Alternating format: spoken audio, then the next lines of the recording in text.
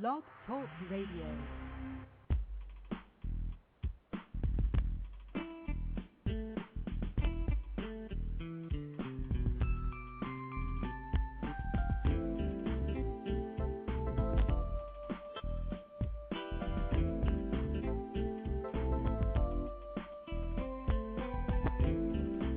Hi, everyone, and welcome to Franchise Interviews, where we're asking the entrepreneur who owns one. I'm your host, Marty McDermott, with my co-host, Don Johnson.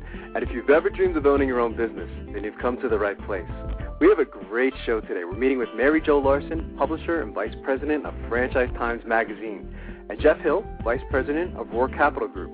And Roark Capital Group is an Atlanta-based private equity firm that specializes in business and consumer service companies with attractive growth prospects and revenues ranging from $20 million to $1 billion. Its franchise portfolio consists of well-known brands such as Carvel, Cinnabon, Schlotzsky, Moso Southwest, Seattle's Best Coffee International, McAlister's Deli, Money Mailer, Bass Signs, Batteries Plus, and Primrose Schools. And that's coming up in segment 2 of Franchise Interviews, so stick around because we got a great show.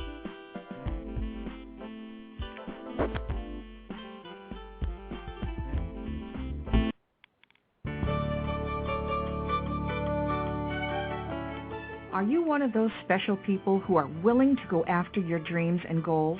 Are you ready to fulfill that dream of owning your own business with the security of a proven brand? The opportunity to take control of your future and own a Rita's Italian Ice franchise is within your reach. Rita's is seeking success-oriented individuals who are ready to make a change in their life, and Rita's offers unparalleled training and support to assure your success. And did you know the frozen treat industry is a recession-proof industry, and there are Rita's in 23 states currently with 540 stores open. Rita's Italian Ice has been around for 25 years and is listed as a top-performing franchise by the Wall Street Journal. Now here's the really good part. Rita's Italian Ice is a unique and amazing taste treat. It's smoother than a snow cone, and it combines ice with real fresh fruit. The real fruit adds dramatically to the taste, and it comes in over 40 flavors. The ice and fruit are mixed on site and made fresh daily, and it is delicious. You'll want to know more about this exciting and successful franchise opportunity. Go to www.ownaritas.com and get all your questions answered. That's www.ownaritas.com to take control of your dreams and future today. You don't want to wait any longer to be a part of this adventure. www.ownaritas.com.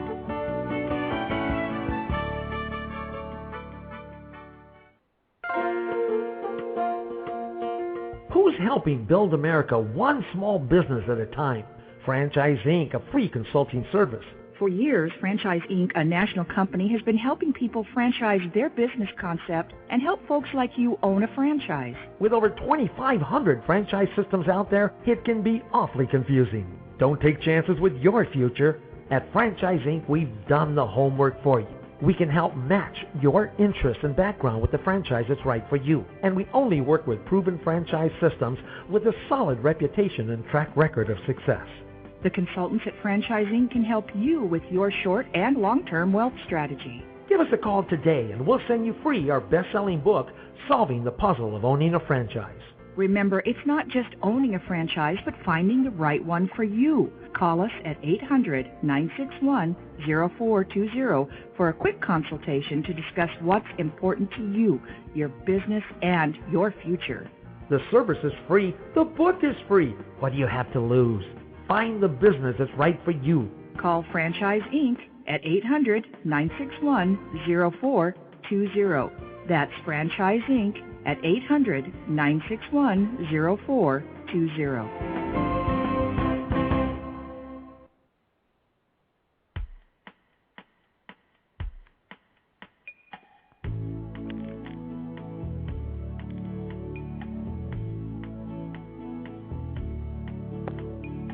Hi, everyone, and welcome back to Franchise Interviews, where we're asking the entrepreneur who owns one.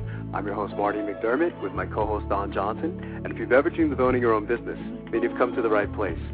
How you doing today, Don? Welcome back. I'm fine this week, Marty. How are you? Good, good.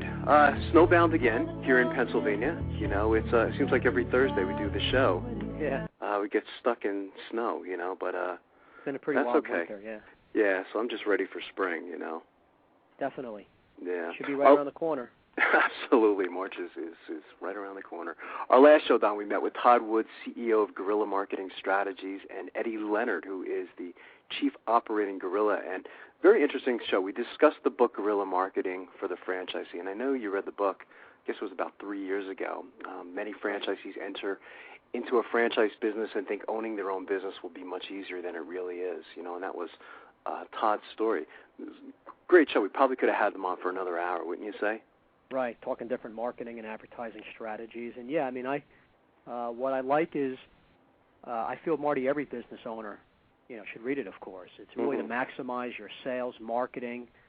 Should really look to do more than what's in the marketing plan of the franchisor is what it comes down to, depending on what type of business you have. I guess their strategy was all about repetition and doing combinations of different marketing ideas and plans. So I like their aggressiveness and how companies should really implement their strategy. Yeah, he said a lot of interesting things. I mean, he had an interesting story, didn't he? I think he opened up, it was a Jamba Juice franchise. Right. It was in a new state, probably where a lot of people were kind of unfamiliar maybe with that brand name. And it was on his, I guess it was opening day, he opens up the doors, and he had no customers, you know.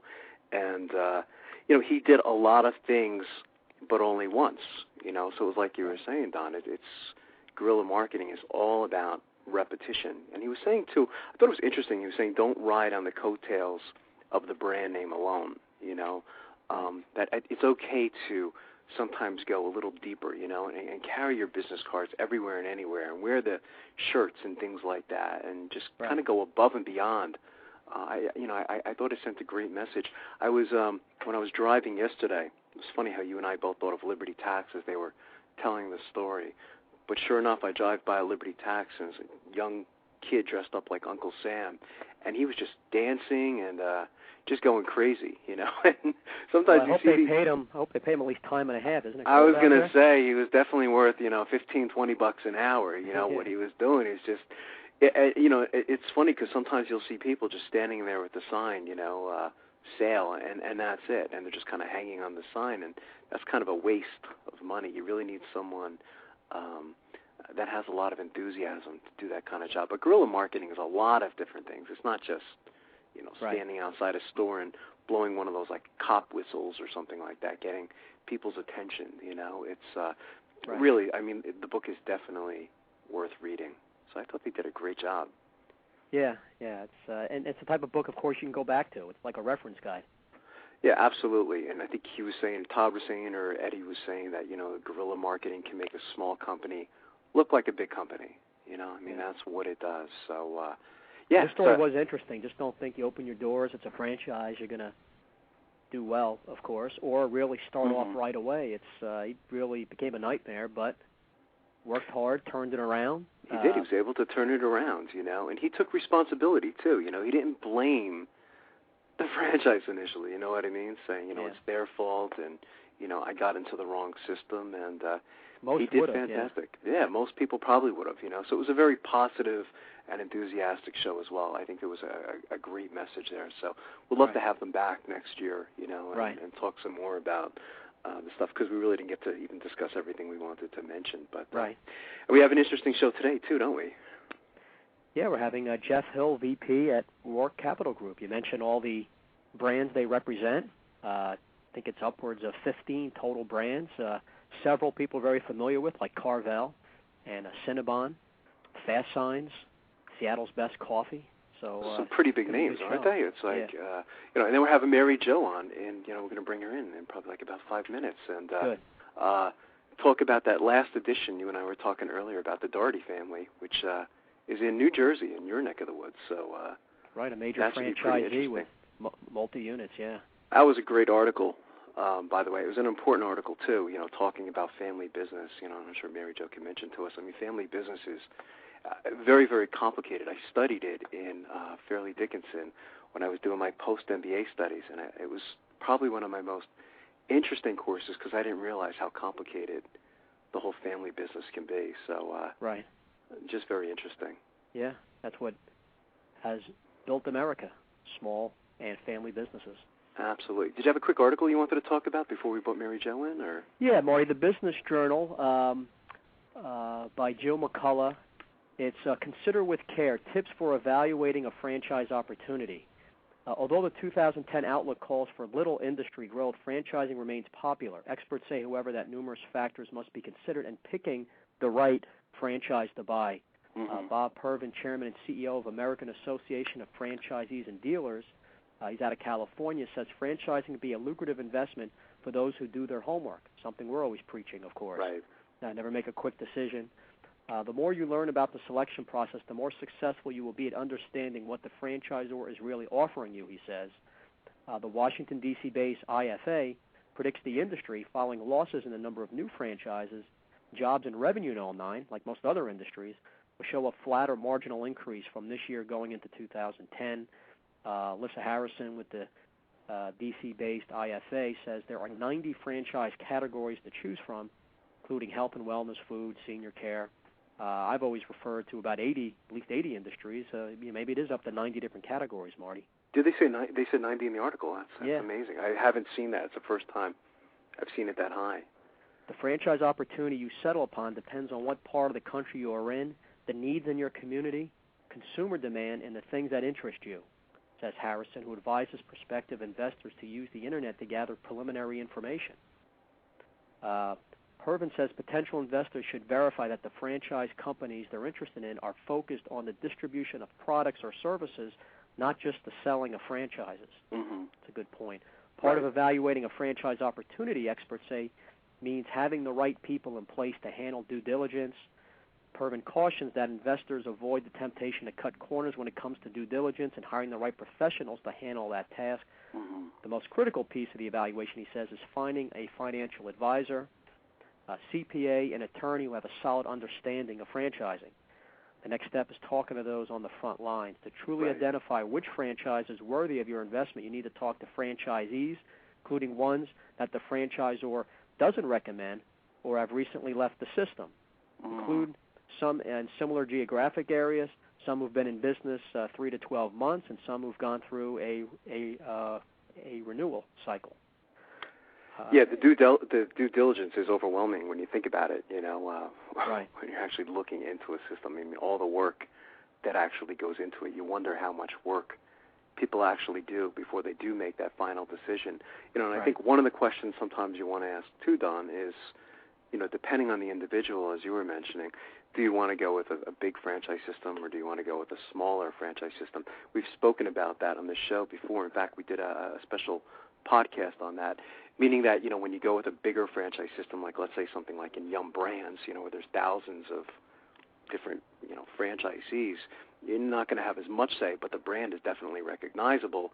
When you go with a smaller system, you may have a little more control and ability to speak to the guys like the CEO and perhaps make some kind of impact in the franchise as far as decisions go and things like that. So it's always different levels of risk, question. And you have to, you have to go with the system you're comfortable in, and I guess your own confidence in maybe running a brand that might not have that big name of like a KFC. Or absolutely. Pizza Hut. It goes on, Marty. The best companies have proven management philosophies. As a rule of thumb, Purvin advises franchise prospects to budget 2 to 5% of the total investment for due diligence. For example, an attorney is going to cost a couple $1,000 to review the offering, and a few thousand more in professional expenses to determine if the company is the kind of company you want to partner with. But the time and money invested up front will pay dividends in the long term. And you and I are obviously big proponents of having these types of experts to help you out in making a decision and reviewing agreements and looking at leases if you're leasing space, all crucial to your success. Yeah, you can't go at this alone, can you? I mean, it's, when we've had like the franchise attorneys on the show, Nancy Leonard, Kevin Hine, I mean, they brought up things that, you would the average person would just never think about, and even finding a location. I mean, there's people out there, Don, that could help you in finding that killer location. We spoke about the importance of that as well. So it's an important decision. You don't want to look back and say, oh, I should have done this or that. It's worth the investment. Yeah, most definitely. a great article. It's and definitely important. It's so it's a great good. article. I was up to 3 a.m. last night. Well, that's what you said. It's I believe you. But if you're a frequent listener to our weekly radio show, then you know what fans Don and I are of Franchise Times Magazine.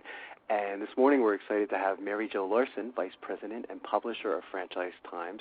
And Mary Jo is going to discuss what's going on with future stories in Franchise Times. Hey, Mary Jo, how you doing today? Great. How are you guys doing today? Doing great today, Mary Jo. As you know, joining us is Don Johnson, my co-host, and I know you want to say hi, Don. Yeah. Hey, Mary Jo. I had the honor of seeing Mary Jo again recently in Texas at a show. Oh, you didn't tell me that. Yeah. Well, I wanted to have it a surprise right here, Marty. You're surprised? I am surprised, yeah. Well, hopefully we'll get to see you again in Washington, Mary Jo. Are you going to that show, or I know you guys are Yes, I will. Usually there. I'll be in Washington, D.C. That's fantastic. I'm very excited. Yeah, that's always a fun show, isn't it? It is. It's fun to see all the new franchises that are out there and just what's happening. And it's a great time to network with people. Oh, yeah, absolutely. See friends, new contacts. It's always worth. Yeah, absolutely. Don and I were talking earlier, Mary Jo, about the story you guys wrote in the last edition about the Doherty family, and just thought it was interesting. And your opening column, too, which is, you always have that nice segue. You were talking about your son working at Starbucks. And did you learn anything from that story? Did you find anything interesting in that article? From the Doherty story? From the Doherty story, yeah. Yes, Ed Doherty is the head of Doherty Enterprises, and I believe they own about 100 restaurants. They're one of they take in about $264 million in revenues a year.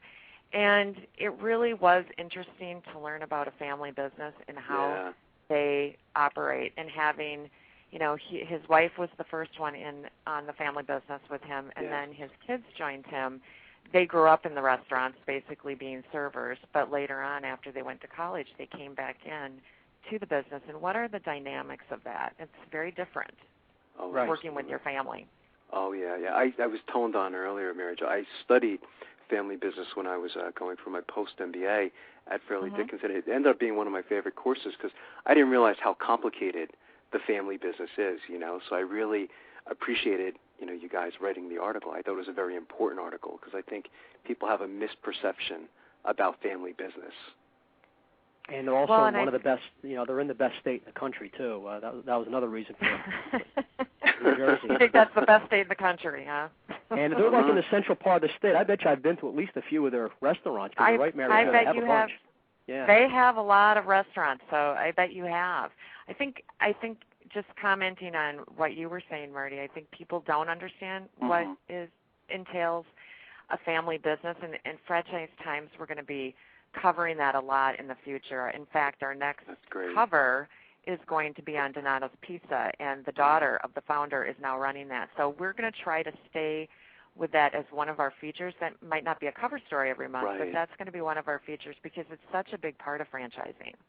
Oh, absolutely. I agree. Yeah, we did a similar interview, I guess it was about a year ago, Don, right, when we were doing Cousin Subs and Christine Specht, where she took over as, I think, the COO of Cousins now. So it's you see that, but she was mentioning, it is complicated, and I think it puts a lot of pressure, too, on the kids, too, to probably work harder, and I think you guys mentioned that in the article as well. It is. Anytime in a family business, you want to, you don't want to be, hopefully it gets passed on to future generations. You don't want to be the one that kind of let your guard down. I thought the magazine cover, Mary Jo, was great with the whole family there. But don't you think you were promoting alcoholism a little bit with this cover? All holding up beers, I sure hope not. Was that your decision? I sure hope not. Alcohol is part of the restaurant business, so good it's point. out there. Very profitable. But I'll watch that next time. Yeah, I'll watch that next time, Don. All right. So what's going on? Tell us a little bit about the next magazine to come out, and you mentioned the Donatos. Is that the next one that you're going to be doing? Yes, we really have a great story, a family story about the founder, who is Jim Grody, and he started it in the front of his house. He started Donatos in the front of his house, and very often Jane Abel, who is his daughter, grown daughter now, who's running the company, talks about how people waiting for their pizza would often come back into their kitchen and sit and chat with them while they were waiting for their takeout. So it was really, really a family business. And then she grew up in the business and ended up being a senior executive as they grew it, to many locations. And as you know, they sold that to McDonald's a few years ago. And then the family bought it back. So it's a really good story about how some of the family members stayed, some of them left. It's just very interesting in the dynamics of what happens in a family business. And it's always different. Some kids aren't interested in being in the family business. Right. And Marty and I love these type of stories, these entrepreneurial, how the business got started. It's always one of our questions, Mary Jo, and we realize it's a family business. We're always interested in how it got started. It's amazing. There's so many pizza franchises, but they all seem to endure for the most part, right?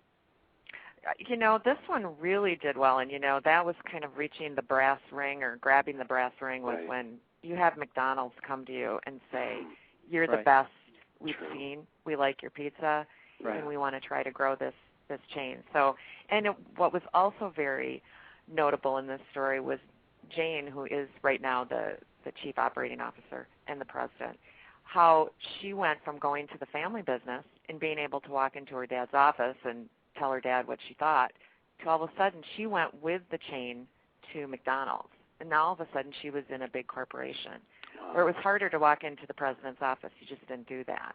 Right. So she talks about her evolution and what being at McDonald's taught her. So very, very good story. Nancy Weingartner, our executive editor, did a great job on this. Oh, that's well, I was going to say, so when we get the magazine, we can flip to the back and read Nancy's article and then read her second one on this family story. That's right. You can.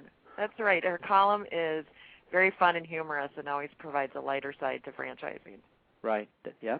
Yeah, and that's what we love about, the magazine, too, Mary Jo. I think I've mentioned this to you before, is how, Don and I we feel like we know you just by reading the magazines. It's really been 10 years now, even your kids growing up in the magazine, you're mentioning the last one, your son working for Starbucks, it just really is incredible. They're big kids now. They're not like little kids anymore, when you first started writing the magazine, so it is amazing. I don't know if you realize that sometimes, that all the people that have actually feel like they're part of your family in a way. And you always have that nice segue into the main article, which is really great. So, I appreciate that. We love the magazine. It's fantastic. And that's a great story too, Don, as you were saying about Donato's. Starting, at their house. We've had similar. I think Rita's was similar, wasn't it, Don? Like they started on the porch, right, of someone's house, and all of a sudden, they're all up in the Northeast, all over the place. So it really. Yeah, that was a great show because we we got the whole Dave Thomas angle with our guest. Mm-hmm. We didn't realize that.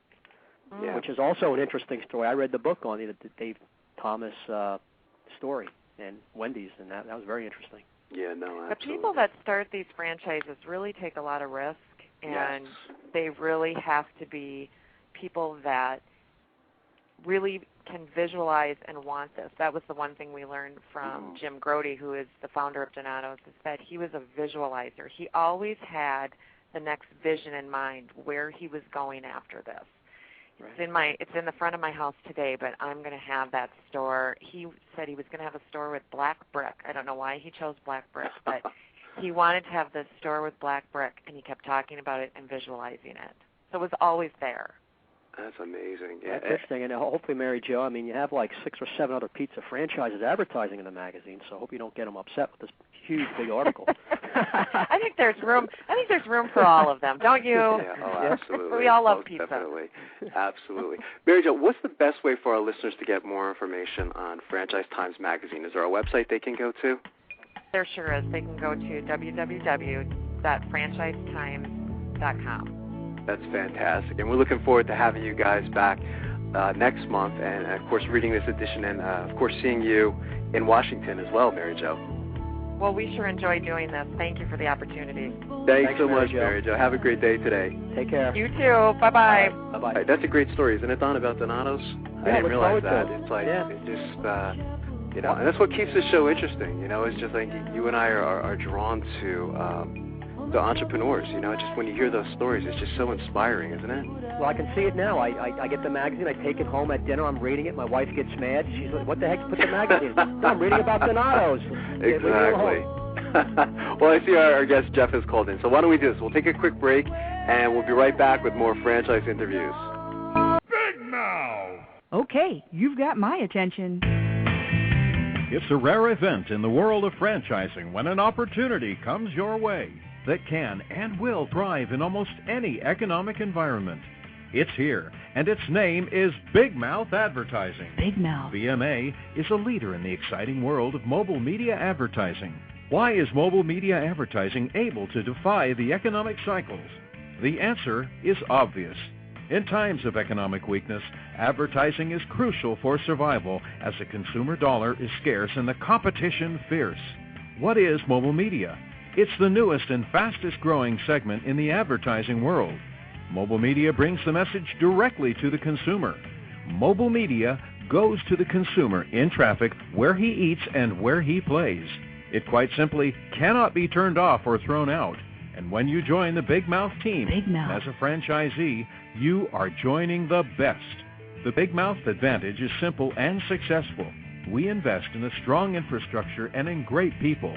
As a franchisee, you have access to this entire system, including telemarketing, sales maximization, general and administrative support, design and creative services, even billing and collection services. All you need is a mobile media vehicle, a driver, and the willingness to create a financially sound and limitless business for yourself. There are no long-term leases to sign, no expensive build-outs, no office personnel to hire. You will be part of the Big Mouth advertising community and share its entire website and reception services, as well as its complete back-office services. This virtual office guarantees you the freedom to close those sales that will make you a success. We are so proud of our successes that we have voluntarily disclosed our revenue statements. Now, how many other franchises are doing that? Even in these historically rough financial times, Big Mouth advertising has become a dominant force in the mobile media industry. Join the Big Mouth team and take the first step toward financial freedom. Please call Ron at 888-98-GO-BIG. That's 888-98-GO-BIG. Big Mouth! Need a business loan? Talk to Diamond Financial Services, the experts in franchise financing nationwide. Whether you're looking to start a franchise, acquire an existing franchise, or expand your territory through opening new locations, Diamond Financial stands by your side start to finish. From pre-qualification to packaging and presenting your application to securing a financial commitment, and through the loan closing process, Diamond Financial is there. While you're waiting, thousands of others are making their financial dreams come true. Don't wait any longer. Pre-qualify now by completing a confidential, no-obligation financial analysis. Let's face it, traditional banks just aren't in the business of financing small business. At Diamond Financial, we specialize in securing franchise loans from $100,000 to $3 million and equipment leasing up to $150,000. Let us help you get started. Go to www.franchisefunding.net or call 877-508-2274. That's franchisefunding.net, 877-508-2274.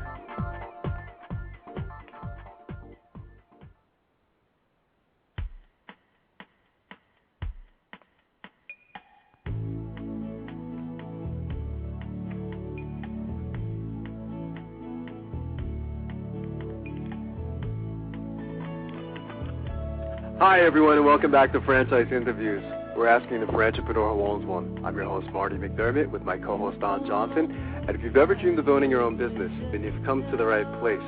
Today we have a great guest. We're meeting with Geoff Hill, the Vice President of Roark Capital Group. The Roark Capital Group is an Atlanta-based private equity firm that specializes in business and consumer service companies with attractive growth prospects and revenues ranging from $20 million to $1 billion. Hey, Geoff, how you doing today? Welcome to the show. Thank you. I'm doing great. How are you guys? That's great. Great today, Geoff. Geoff, joining us is my co-host, Don Johnson, and I know, Don, you wanted to say good morning to Geoff. Yeah, Geoff, thanks for coming on the show. We appreciate it. Marty and I are excited to have yourself and your company on. I mean, so many brands you represent and several different industries. Must be pretty exciting being an executive with Roark during these times. It is, and I'm fairly new. I started officially here about 2 months ago, but I've been working with this group for about 15 years now. People within this group, so it's different for me personally, going from the operations side to the private equity side, but it's been very exciting. Yeah, I imagine. I ran out of breath in the introduction, Geoff, reading all the franchises. I said, I'm not going to do that again. I said, I'll let you talk about them, But where are you calling from this morning, Geoff? We always like to get an idea. Thankfully, I'm in Atlanta. I was in the Northeast yesterday and got delayed, and we thought we might have not been able to get out, but we got out late last night, and I'm back in our office here in Atlanta today. Oh, that's great. It's good. You did get out in time. We got hit in Pennsylvania really bad. It looks like we're going to get a foot of snow today. So, yeah, absolutely. And I saw your resume, too. I thought you could talk a little bit about your background, Geoff, kind of like what you were doing before joining Roark Capital Group. Yeah, to go kind of way back, I started out studying hospitality. I went to the hotel and restaurant school at Cornell University and thought I wanted to be in the hotel industry and run hotels. So I started out working in that industry for a number of years on the operations side. In 1995, I got connected with Steve Romanello, who was the vice president of franchise development at Holiday Inn Worldwide. And he worked for a gentleman named Mike Levin, who is somewhat of a legend in the hospitality industry and the hotel industry. We then, in 1995, Mike Levin left. His nephew Neil Aronson raised the money to basically purchase a brand called Microtel Inns, which was a small budget hotel chain based up in Rochester, New York, that we purchased, and I started out in 1995 at the startup of that company selling franchises for Microtel. And we then purchased a second brand called Hawthorne Suites, purchased a third brand called Best Inns, and then we sold that business in 2000 to the Pritzker family up in Chicago. And we kind of split up for about 18 months. We all kind of went off and did a little bit of our own thing for that period of time. And then Neil Aronson, who was the founder of Roark, started Roark Capital Group in late 2001. And their first investment came in late 2000, about early 2002, which was Carvel Ice Cream.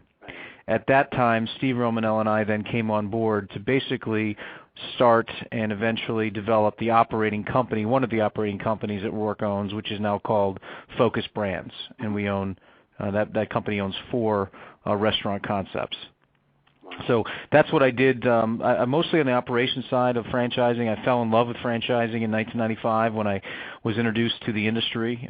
Very active in the IFA. I'm personally active in the IFA and really love the industry, what it does for people.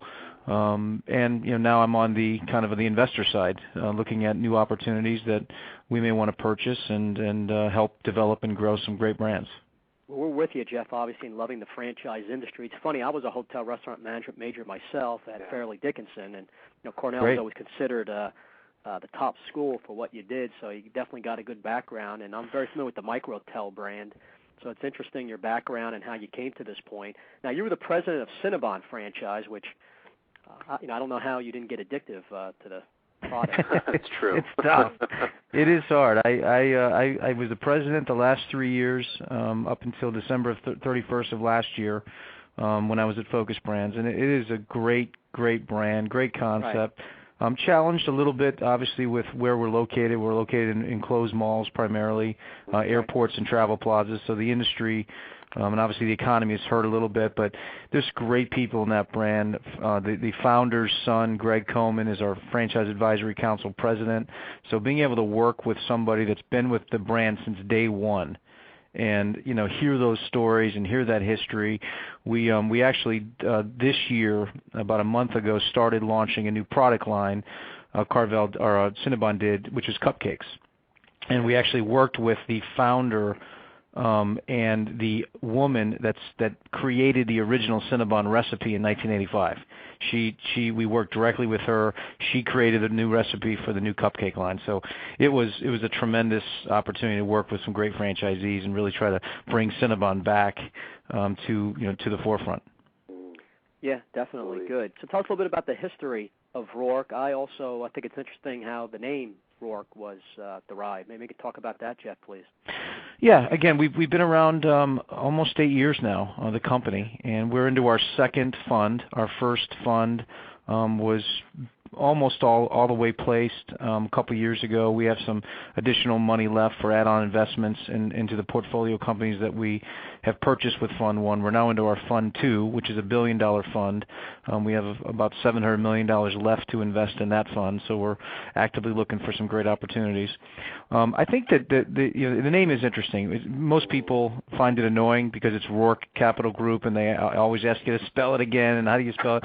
But it does come from Ayn Rand's book, The Fountainhead, and Howard Roark is the character in the book, and if anyone's ever read it, it's a very long book. A lot of people were forced to read it in high school, but it's a great story about an architect that felt very strong that there was a certain way that he felt was the right way.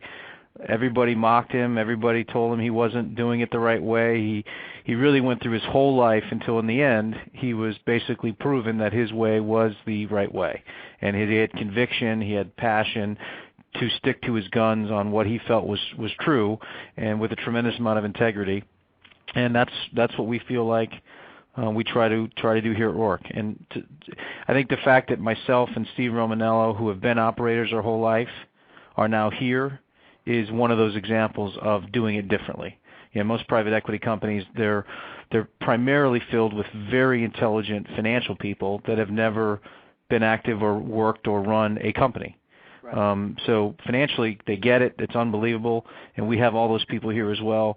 But to bring in operators into the mix is, I don't think I know of any private equity company that has done what we've done.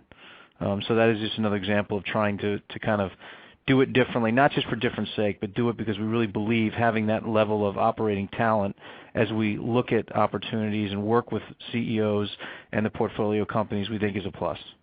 Yeah, absolutely. And how did Roark's interest in the franchise industry start, Geoff? I think it goes back again to a lot of us personally. Neil Aronson was involved in that startup and acquisition of Microtel back in 1995. Steve Romanello worked at Days Inn in franchising originally, and then into Holiday Inn. So we've been in this industry for a long time. We've seen it grow. We've seen it develop. We've seen the good and the bad. We've seen the difficulties and all that, and we feel like we know the business. We feel like we understand the business to some degree. We certainly learn more with every meeting we have with people, but we really like that industry. We like how it puts people into their own dreams of growing their own business. We like the model. And I like the diversification of different industries that you have from sign franchise, coupon, batteries, a lot in food, of course, and that's diversified within itself. You got a nice group of brands, and who knows what this can turn into? There could be 50 brands that you guys might have someday. Is that where it might go to? I don't know if 50 is possible, but we certainly, if we continue to have success with our Fund 2 investments, and as we start exiting some of our Fund 1 investments, as long as we you're only as good as your last deal. So as long as we continue to, continue to show some good returns for our investors, then when we go back and start raising for Fund 3, hopefully we will be fortunate enough to get, people that we've worked with for a number of years now come back and still want to work with us. And then that will lead hopefully to more brands and more opportunities that we see as it evolves. And there's so much happening right now in the economy and in the industry that there's things that we're looking at now that aren't really ready for us right now, but they may we may want to look at it 6 years from now. Right. So we definitely take a long-term view, and we're entrenched in this industry. We love this industry, and we're going to hopefully be active in it for a number of years to come. what's the big appeal to the industry? That I guess it's just a much lower failure rate. That just just anybody with the right attitude and follow the system can start up a business and be successful. I mean, is that the core of it, Geoff? I think I think that's to some degree right. I think that part of the challenge with the industry is that a lot of people think it's easy. Right. And we talk to a lot of really phenomenal brands that are young, 3, 4, 5 units, and they are looking at franchising for the wrong reasons. They're looking at it for the payout. They're looking at it for the fee. I get that $30,000 franchise fee, or a lot of people that are in the 50 to 80 range, they want to go international. They want to get that $150,000 development fee. Those are the wrong reasons for franchising. We understand both the good and the bad. And the bad is when someone's not ready. Someone's not ready to start franchising. They don't understand the support it takes to do it right. They don't understand the selection process and how you're really forming, especially in the early days. Those first 5 to 10 franchise partners that you bring into your brand are so important because they are going to build your business. And a lot of people don't see it that way. They want to chase the fee and they want to quickly get to that point. But I try to caution as many people as I can is do it right, slow down, take your time, and make sure it's right for you. Because look, there's some phenomenal brands. Chipotle is one of them. They're a competitor of ours with Moe's. All company stores. Phenomenal growth, unbelievable brand. They just have chosen not to franchise. That was the right choice for them. That's great. Moe's, we are, their competitor chasing at their heels with franchising model, but it's just not for everybody. Right. Yeah, no, I totally agree with that. And you've been doing this a while too now, Geoff. I mean, what changes have you seen in the last decade? Any positive changes? I mean, Don was reading in segment 1. We usually go over current events, and what were you mentioning, Don? You said 90 industries now, which was new to me. I've never seen that number before. But do you think there's too many systems out there today? I mean, compared to maybe a decade ago. Yes and no. I think again, you're always going to have a situation where people see it, they understand it, they see how much money everyone else is making doing franchise, and they want to jump into it. Right. I don't necessarily think there's anything wrong with that. So, if I have a good brand and I want to grow through franchise, I don't think there's anything wrong with that, and that's going to continue to happen. The thing that we have to all be aware of, you guys included, myself and others, is the industry does need to protect itself. And, we have to make sure that when we see things happening within our industry, that in some cases we point it out as well. Because the last thing we want is to go back 40 years ago, when Bill Rosenberg and those guys developed the IFA as an example. We don't want to get back to that situation. We don't want, the government to have to come in and mandate everything we do. We need to do it ourselves. So I think it's okay that and there's a tremendous, every year there's more franchise brands start franchising than most people even realize. Right. And a lot of those won't make it. They'll try, they'll realize, this isn't for me, and they'll stop. Yeah. So I don't think that's really going to change. But so I don't think it's really my right to say yes or no, because everyone does it for the right reasons or the wrong reasons or whatever. But I think it's going to happen. We just have to make sure that they're doing it right. When they choose to do it, they're doing it right, so the industry doesn't get affected. Yeah, no, well said. Yeah. Geoff, we have to take a quick break. Are you able to stick around for another segment? Oh, yeah, absolutely. That's problem. Fantastic. We'll be right back with more franchise interviews.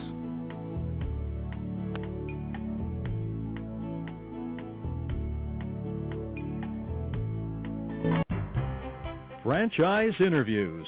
For over 2 years now, Franchise Interviews has been giving you an up-close, behind-the-scenes look at franchising and entrepreneurship. Through our website, franchiseinterviews.com, where you can hear and read interviews as well as get tips from some of the most successful sources in franchising. And our weekly franchise radio show, where each week you get to hear a new interview with franchisors, franchisees, franchise authors, experts, and attorneys. And our free franchise newsletter, which is a must-read for anyone looking to buy a franchise. And don't forget to listen to our podcast, Great Quotes in Franchising.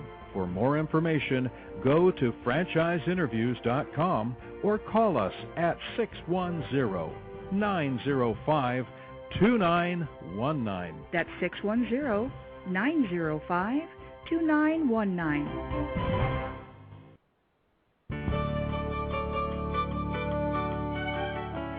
Are you one of those special people who are willing to go after your dreams and goals? Are you ready to fulfill that dream of owning your own business with the security of a proven brand? The opportunity to take control of your future and own a Rita's Italian Ice franchise is within your reach. Rita's is seeking success-oriented individuals who are ready to make a change in their life, and Rita's offers unparalleled training and support to assure your success.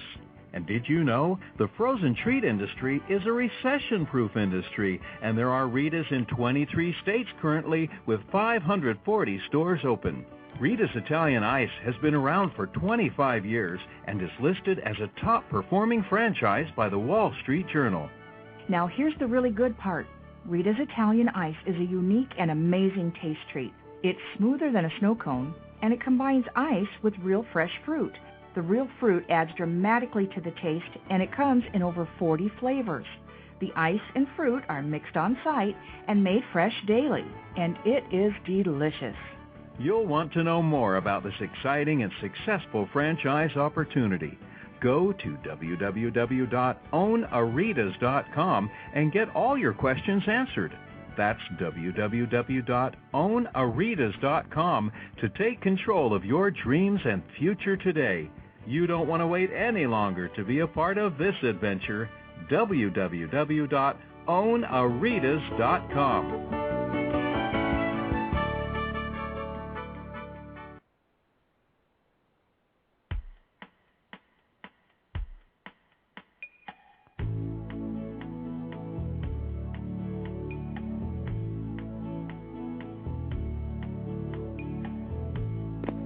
Hi, everyone, and welcome back to Franchise Interviews, where we're asking the franchipreneur who owns one. I'm your host, Marty McDermott, with my co-host, Don Johnson. And if you've ever dreamed of owning your own business, then you've come to the right place. We have a great show today. We're meeting with Geoff Hill, Vice President of Roark Capital Group. Roark Capital Group is an Atlanta-based private equity firm that specializes in business and consumer service companies with attractive growth prospects and revenues ranging from $20 million to $1 billion. And Don, I think you're up. Yeah, Jeff. Talk to us about the benefits for a franchise company to partner with a private equity firm like Roark. Well, I think probably there's several benefits. I think and everybody at some point, every entrepreneur that started their own brand at some point is going to have to make that decision. And there's different paths. One path obviously is to go and get debt financing and try to pull some money out that way and continue, basically with their ownership stake, and they retain that. But it's hard to get that, and the leverage in the last couple of years certainly has changed dramatically, so that option isn't necessarily as strong as it used to be. I think what we provide is, at the end of the day, what we provide is some needed capital. A lot of times people, they have a great idea, they have a great vision, they have a great concept, but they don't have the capital. They need capital to grow. They need capital to hire some people and shore up some holes maybe in the support group. And typically that's what we're able to bring in. We are a company, we're a firm that as we invest in great concepts and great ideas, we're investing in the management team to some degree. We're investing in potentially the ownership group that still wants to be involved, and we're certainly investing in the brand itself. So, for us, we're a partner, and typically we are the majority owner after the acquisition, but we love when a entrepreneur that started the company is not ready to leave. We love for them to stick around to some degree and continue to invest if they want to, or continue to work if they want to. So we have a lot of different ways of doing it here. That I think is a little bit not as typical in the private equity environment. But again, I think the biggest reason is that someone needs capital, they need it to grow, and we can provide that to them through an acquisition and partnership. Are there certain areas in the franchise industry that you're targeting more than others? I mean, obviously you have food covered, but yet you have a few others. Any one or the other you target, or is it just in general you just look for good opportunities? I think we're getting a little bit better at being a little bit more strategic in that regard. I think we used to look at a lot of different things. We've kind of gotten into a groove with food. We've done well with food, so now we have several different food concepts, and I think part of it too on the franchisor side and the investor side is, at the end of the day, the concept and the brand has to be strong, but it still is a people business. Finding the right leadership team to run these concepts is extremely important. So as you buy and invest and acquire more brands, at the same token, you're constantly looking for the best leaders in the industry, and that's an important factor. So we think we know a lot of really good leaders out there that we haven't been able to bring on board with any of our current brands that we'd like to talk to and start to do that. So I think we'll continue investing in food. We like a lot of different segments that we're looking at. We've kind of lately gotten into this fast casual environment with Moe's and Schlotzsky's, and we like it. We think it's going, it's going to continue to grow, and there's some really good unit level economics with that type of segment. We'll look at opportunistic things as well with food that we will continue to look for, but I think from a target perspective, we do like the fast casual environment. Outside of food, we've done some investing in education. We own Primrose Schools, which we think is a fantastic company and brand, and we're going to continue to look at the whole educational services area to continue to look at, invest in. We think that going forward is going to continue to be a growing segment and a good solid segment. Not unlike probably everybody else right now, we're also looking at healthcare and what's going to be happening with healthcare service type companies and what that might lead to down the road. But we are certainly looking for that. We do own fast signs and money mailers, so we'll continue to look at service businesses as well that might play a role in the future economy. That's great. So what can franchise companies do, Geoff, to make themselves more appealing to private equity investors? I think the number one thing I would suggest to somebody, whether it be the entrepreneur originally that is building the business or somebody that bought it from somebody else, has grown it, now ready to exit again, I think the first and foremost is the unit level economics of the brand have to be strong. It's not just because if you have 1,000 units open that means you're going to get a good multiple and get a good exit price. It doesn't. That's not just the statistics.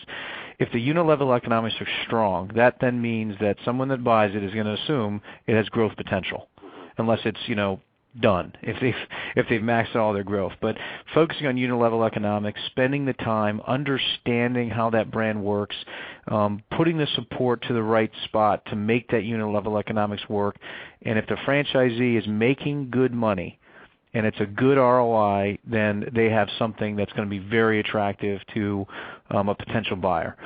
On the other side is having their all of their information correct is also an important thing. These are typically the private equity companies haven't, a lot of times they've invested in franchising, but they really don't know franchising, so they haven't really worked at a franchise company. They've sat on boards and all that kind of stuff. So they get it. They know what they want and what they want to see. But if a brand is looking to sell to a private equity company and they don't have able to get the basics information, like if they can't provide unit level information because they're not getting it from their franchise partner, and they're saying, oh, we think it's a good investment, but here's a couple P&Ls that we've been able to get, that's going to hurt them. So the more they can have ready information, tight files, all the things that from a diligence perspective, that does lead to value, because at the end of the day, the more you can show that you're tight and that you have your systems in place and all of the information's in place, then the less a buyer is going to have to assume that there's something hidden that they don't know. Right.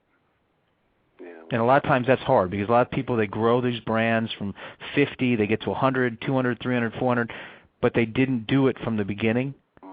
So they have to kind of start to, and now they're faced with a lot of money to go back and try to clean up all that stuff, and then by the time they want to exit, it might be too late. Now they're chasing files and information. True. The majority of our listeners, Geoff, are prospective franchisees. You've been doing this a while now. What advice would you give to an aspiring entrepreneur looking to buy a franchise? I think the first thing that I would do is, I think there's a range of buyers that I've worked with. I've been involved in, I think, probably over 2,000 transactions in my life with franchise sales from my days at U.S. Franchise Systems and Focus Brands. What I see is a lot of people that have never been in the franchise industry before. They just left their job or they've saved money and they want to go off on their own. They're so excited. They're so emotional that they'll basically do anything. They won't stop and kind of take a deep breath and do all their checking. They just convinced. They see an earnings claim, an item 19 in the FDD, and they say, okay, well, if that's the system, I'm going to do 20 times more than that, because I'm great. And I know, and I love those people, the passion.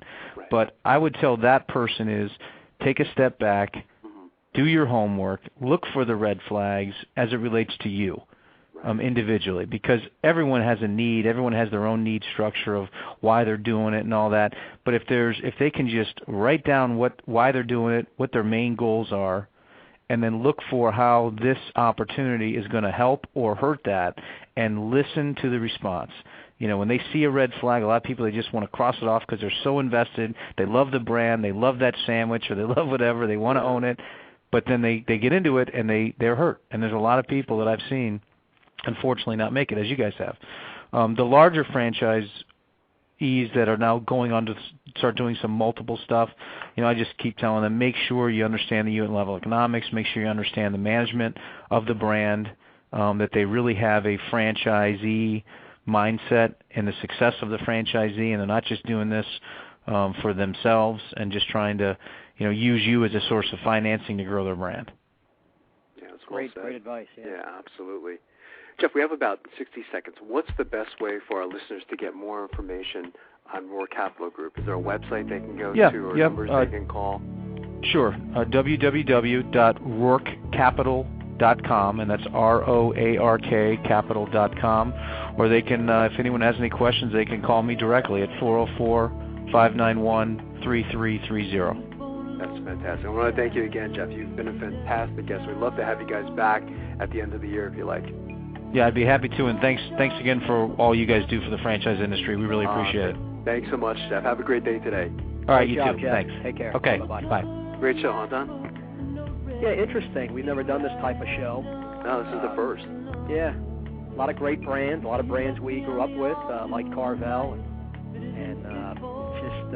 it's interesting, different phases in the franchising industry on why the industry is successful, and so it'll, like you always say, it'll be really interesting to see what happens with these guys over the next few years. Oh, absolutely. Yeah, it really is amazing. So good job today, Don, and I want to thank Mary Jo Larson again for coming on in segment 1 and talking about the next edition of Franchise Times Magazine and Jeff Roark Capital Group. And we got another great show next week, don't we, Don? Yeah, looking forward to it. We got a full schedule for, just so you know, for the next 2 months. Let's see if I can actually bring it up on the website. If you go to franchiseinterviews.com and go to our upcoming show schedule, let's see, next week we have East Coast Wings and Grill. Following week, Margarita's Mexican Restaurant. On March 17th, we have the legendary Dr. Scott Shane. He just came out with his new book, Born Entrepreneurs, Born Leaders. Then we have Fetch Pet Care, and got Ronnie Deutsch right before the end of tax season, April 8th. So we got some incredible shows coming up over the next 2 months. And then we have the franchise show in Washington, don't we? Yep, in early April. Which is going to be fun. So that's always a great time. We call that the Super Bowl of franchising. So it's a great job, Don. Again, for our listeners, go to franchiseinterviews.com, franchisefunding.net, gofranchise.com, and I'll be talking to you next week, Don. Okay. Have a great day. Have a great day, Don. Take care. Bye-bye.